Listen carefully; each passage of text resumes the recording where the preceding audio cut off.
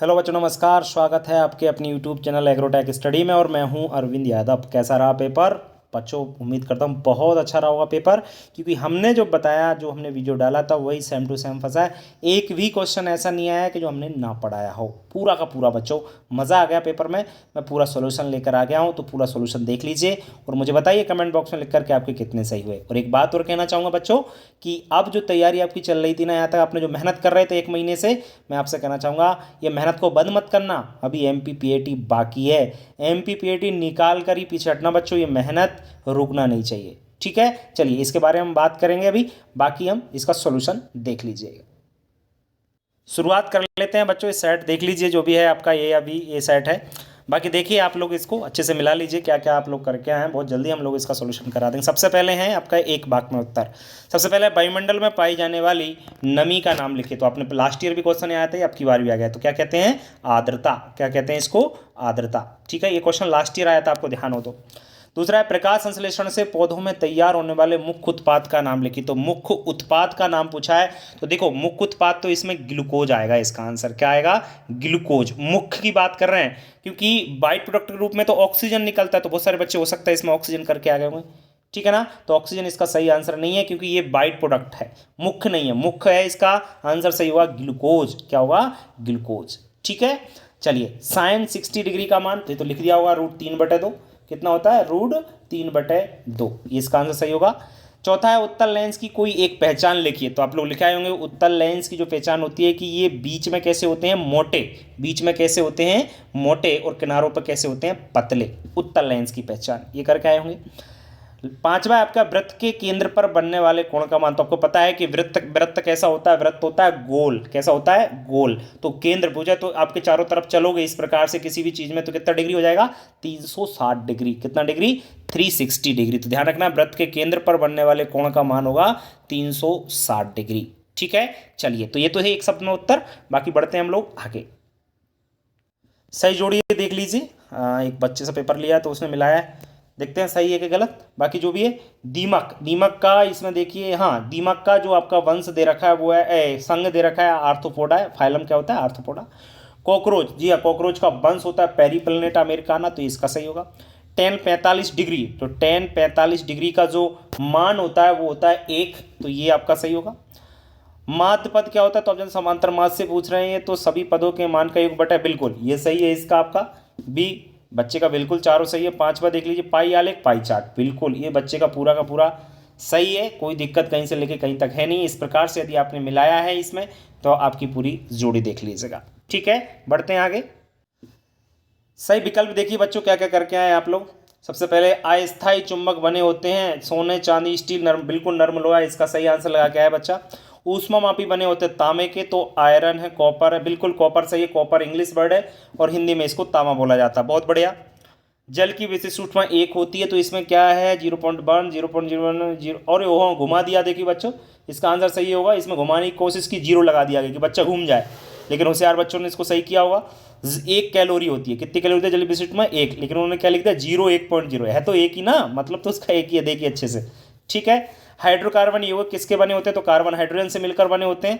बिल्कुल सही है, ये आंसर डी नंबर का है। इसमें क्या आएगा? डी वाला, ठीक है। तो ये बच्चे का बिल्कुल सही है जिसने इसमें लगाए हैं अभी। आगे है पांचवा सोडियम लोरल सल्फेट। क्या है? तो ये एक अपमार्जक है, पता होगा आपको। घटोर साबुन मुलायम साबुन, बिल्कुल अपमार्जक है। तो इसका आंसर डी होगा।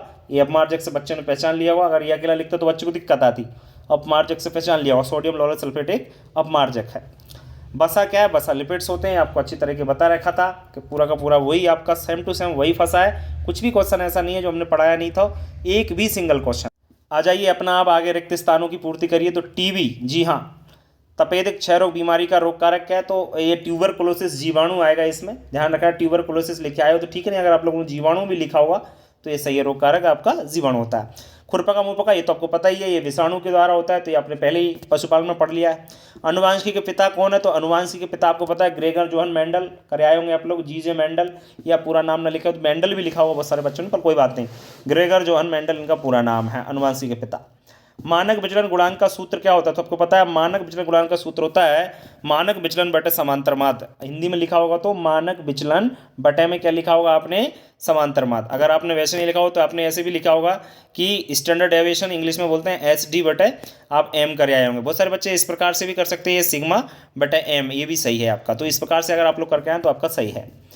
ये प्रत्यक्ष विधि से मानक विचलन ज्ञात करने का सूत्र, प्रत्यक्ष विधि से दो तरीके से हम लोग जो है मानक विचलन ज्ञात कर सकते हैं, प्रत्यक्ष और अप्रत्यक्ष। तो प्रत्यक्ष पूछा है मानक विचलन ज्ञात करने का, तो प्रत्यक्ष का जो सूत्र होता है वो आपका ये इसमें आएगा, अंडर रूट में आएगा।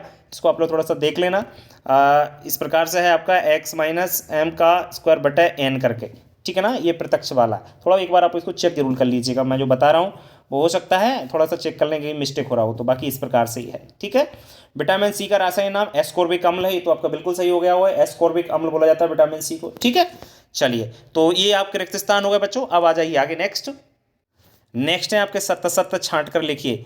CuNH2 यूरिया का रासायनिक सूत्र नहीं है, तो ये असत्य है, क्योंकि ये आपका है, ध्यान रखना, क्योंकि इसका जो फॉर्मूला आपको इस प्रकार से पढ़ा होगा NH2CuNH2, इस प्रकार से आपने किताब में पढ़ा होगा, कई जगह हो सकता है CuNH2NH2, इस प्रकार से आपको कई जगह ये मिल जाएगा, पर ये भी सही है, ध्यान रखना। ये जो दे रखा है ना, इसका मतलब भी आपका यही है, ठीक है। तो NH2CuNH2 ये पहला वाला आपका यूरिया का रासायनिक सूत्र नहीं है, तो यह असत्य पहला वाला।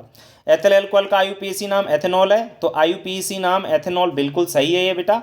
आलू के रूस बिल्कुल का उदाहरण, तो यह सत्य, क्योंकि ये सोलेनोइसी कुल का उदाहरण होता है। गन्ना से अल्कोहल तैयार किया जाता है, जी हाँ किया जाता, तो ये सत्य है। नेक्स्ट, मालवेसी कुल में पुंकेसर नाल पाई जाती है, तो आपको पता बहुत बड़ी पाई जाती है, गुड़हल में देखा होगा आपने।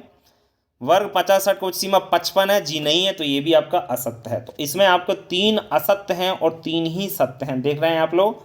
इसमें किसी को कोई प्रॉब्लम हो तो आप लोग कमेंट बॉक्स में लिखकर बिल्कुल बोल सकते हो। इस प्रकार से यदि आप लोग करके आए हैं तो बिल्कुल आपके सही है, ठीक है। क्लियर हुआ?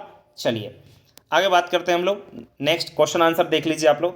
दूर दृष्टि, निकट दृष्टि और निवारण के एक उपाय लिखिए, बिल्कुल लिख दिया होगा आपने। प्रकाश के गुण आ गए, बहुत सिंपल पेपर आया। अनुचुंबकीय और प्रतिचुंबकीय पदार्थ मैंने ओटी में पढ़ाए थे, देखे होंगे आपने। ग्लूकोज का मूलपान सूत्र और अनुसूत्र आ गया, C6H12O6 मालूम होगा आपको। IUPAC का पूरा नाम है international union pure and allied chemistry, ध्यान है आपको। एल्केन का सूत्र लिख दिया होगा आपने।